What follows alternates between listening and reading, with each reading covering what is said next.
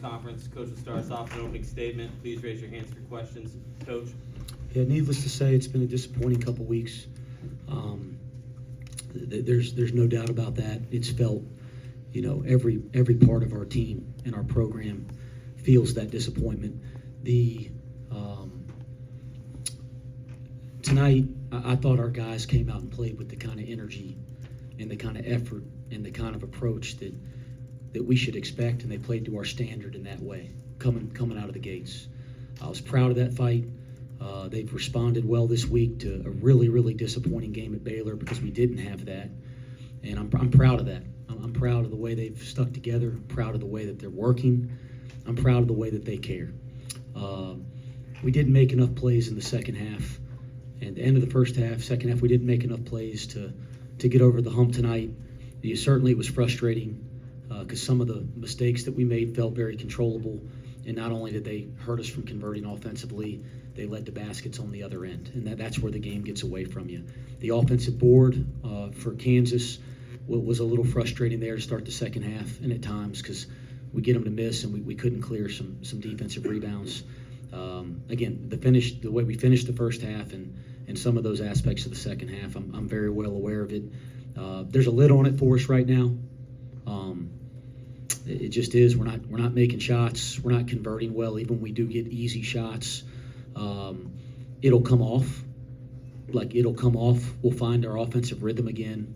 We'll find our swagger again offensively, and I'm completely confident of that. Whatever the percentage is, what's the percentage of 4 games in a 30-plus game season? Whatever that is, I'm not going to do math in my head right now, but whatever that exact percentage is, that doesn't get to define our season. 4 games doesn't get to define this team's season. All right, how we deal with it and how we respond to it can define our team in a lot of ways, and that's the opportunity that we have in front of us. So, I told the guys, the only thing we have to do is continue to stay together, continue to work, continue to grow, and we can say thank you to 2 groups of people out there when this is all said and done. We can say thank you to the people that stuck with us and believed in us and kept supporting us, and we can say thank you to the people that didn't, because one of the greatest things in the world is proving people wrong. So we're not going to let 4 games define us. We're going to keep fighting. We're going to keep working, and this is a good basketball team, and we'll get our rhythm again offensively. If we continue to defend and fight, we're going to be in games like we were tonight, and eventually the lid will come off. Questions for Coach or Dillon Mitchell? As a coach, how do you get the lid to come off? It felt like there were looks today that just rimmed out. Or we've obviously spent a lot of time this week on offense. A lot. We did. Well, we got into the lab. We broke things down. We worked on execution, not just of 5-man plays, but in small combinations. We're doing everything that we can think to do that's within reason of what our players can handle this time of year. So we're working our tails off in every way. I thought there was possessions where you could see our offense really taking a step with ball and player movement, with things freeing up, okay? And it's because it's been stagnant at times here over the last 2 weeks. You get some good looks and you don't convert them. Like I said, there's a lid on it right now. It will come off. It always does. And we have good players that will definitely come off. They'll find their rhythm and their feel and their flow. Okay, I believe in that. And if it would have come off tonight, just in a little way, I think we feel a lot different here. So we're not going to let things like this that happen over the course of a season define us or make us stop believing in what we're doing. But the answer, how can you continue to get the lid off, is keep working at the stuff you can control. And you can control your approach, you can control your belief, and you can control the work you do. And we're going to buckle into the work. We're not going to pout, put our head down. We're going to buckle into the work. I'll say this too. Guys, these are the best leagues in the country. The best leagues in the country. Teams that won national championships and gone through bad stretches in these leagues in the same season. Go look at it. Everybody goes through bad stretches in these leagues. Everybody. All right? It's part of the deal. You want to play at this level, it comes with it sometimes. We got to respond to it, and I believe my team will. You have a couple starters that are having rough stretches, as you mentioned. How do you tell shooters to keep shooting? Because it's human nature to be gun shy, I would think, after missing a ton. You tell them to keep shooting, like I told them tonight. keep shooting the ball. We believe in our guys. Take shots that are the kind of shots you shoot. Keep shooting the ball. Kind of going off Chad's question, but more from the mental side of shooting. How do you go about getting that confidence back and inspiring your guys and just trying to remind them that they're in this? Yeah, I got no like trick here. Like there's no tricks. If there was a trick, I'd have pulled that trick out of the hat three games ago. Okay, you just get back to work. You stay together. You make sure that the things that define your identity, right? That you stay true to those. You continue to work with the only people that matter right now are the people in our locker room. You stay connected with those people, and then you work at the things that you can control. And there's a lot of stuff that we need to work on right now. And again, better shots tonight, I thought, than the last two games over the course of 40 minutes. It'll come off. And then we got rid of some of the poor. We got to generate some more easy baskets. It'll come off. I'm not going to sit up here and blame my players. I'm not going to say we all got to get better, every single one of us, and we will. Bench rotation changed up a little bit. What did you think about C.J. Frederick, Josh Reed, and then Arrington Page making a big impact tonight? Yeah, listen, Connor Hickman has been dealing with a foot injury. He's a shell of himself. He knows that. He's barely practiced. I mean, he's walking around in the boot, his foot's stiff, and he's just trying to play in games. And him and I had a conversation. He knows it. I know it. He's just not himself. We got to get him back to being healthy and being himself. And he can really help this team. And he's a great offensive player, great offensive weapon. We need him to help this team. Okay, so you got a guy in C.J. Frederick that has a ton of experience at this level of college basketball. It felt like, there's going to be a time this year he's going to matter a lot. It was good to get some meaningful minutes out of him. Even though he didn't make a shot, I thought he made a couple really good tough plays defensively, and I thought he gave us a little pop and a spark with his player and ball movement. Josh Reed, same thing. He has a ton of experience. He's played in this league before and had some success. Certainly the tough physical stuff, he's a guy that does that at a high level for us, and I thought he did a nice job in his minutes tonight. Marshall, then Ryan. Coach, you mentioned in your opening statement about being able to prove people wrong is a good thing. In the last few minutes of the game, the boos were loud. When you go back into the locker room and you talk to your guys about the same guys who normally cheer for them, the same fans that cheer for them, booing them, how do you help or deal with that with a group of young men? Yeah, we're humans. We hear it. I mean, we're human beings. I signed up for this, so I'm never going to be the guy that stands up here and complains about fanfare. Like I love our fans. I love the support that we have here. I understand if they're frustrated because we haven't played well for 2 weeks. But as I said, people that stick with us and keep fighting for us, thank you. And the people that don't, thank you, because we'll prove you wrong. And that's what I told the team in the locker room. Dillon, as someone who's kind of been through the grind of the Big 12 multiple years, played at a high level, what do you personally do to try to help get this team back on track?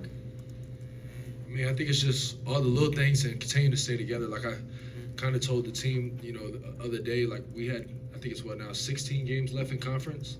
Like I don't even know if we've played that many games so far. Like there's still a lot of season left. And I think we just got to continue to stay together, continue to work hard every day in practice, and then translate. Bring what we do in practice to the game, all the little details that we work on and go hard in. I mean, there's so much basketball left. And we trust the coaches. We trust each other. We know, shots are going to start to fall. When it does, everything's going to open up for us. I just think if we just got to continue to lock in, continue to stay focused on the details, continue to stay together. I mean, that's the biggest thing. It's all about the 15 other guys in that locker room and all the coaches. That's all it's about. That's all that matters. So continue to stick together, stay together. I mean, there's a lot of basketball left. We just got to keep fighting. And we're going to respond. I know it. Mike. Dillon, obviously Wes has a lot of confidence in you and the team. When you're going through what you're going through like today, how hard is it to go through that and maintain the belief that it will get better? I think it's just trusting the work that we put in, trusting the work that every day, it doesn't matter if it's individual workouts, practice, I mean, just trusting the work that we put in every day. I think that's the biggest key. We work. I mean, that's what we're all about. So now it's just about responding, continuing to stay in the gym and continue to work. Don't let it bring us our confidence down if shots aren't falling. And I mean, just trusting our work and go on the court, play free, play with confidence. I think that's the biggest thing, and eventually it will get there, and shots will start falling for us. Dillon, how'd you feel like you responded coming off of the 0-point outing against Baylor? I mean, the 0 points didn't bother me. It was more of I didn't rebound the ball too well against Baylor. I think that's the one thing that kind of bothered me the most. So I think it just starts off with the intensity, just coming out, playing hard, not really overthinking the game, just letting the game come to me. And, so I wouldn't even say this not scoring bothered me. It was more of, not rebounding the ball. That's something I want my identity to be is rebounding. So not rebounding the ball as well as I needed to, that's something I was kind of frustrated with myself a little bit about. In the back. Yeah, anything specific either of you can ask specifically from the fans going forward with this tough Big 12 slate ahead? Yeah, we need you. Need you. You're great. I thought the energy in that building was great tonight. It was great against Arizona. We need a lot of support. Again, these leagues. There's a handful of them in the country. They're monsters, and we've gone through a rough stretch. But we need people not to give up on us. As Dillon said, there's a ton of basketball left, and our team's going to get in the right spot. But we need as much help as we get. I thought we had that in there tonight. Last year, Jizzle came off the bench, Day started. Do you entertain any changes there, or is that more of a problem than it's worth? I don't think that. I think both of them are going to play significant minutes. I think they're both currently playing significant minutes. I think they're both going to continue to play significant minutes, and that's not something that we spend any time thinking about. But they're both incredibly important to our team. So whether or not they run through the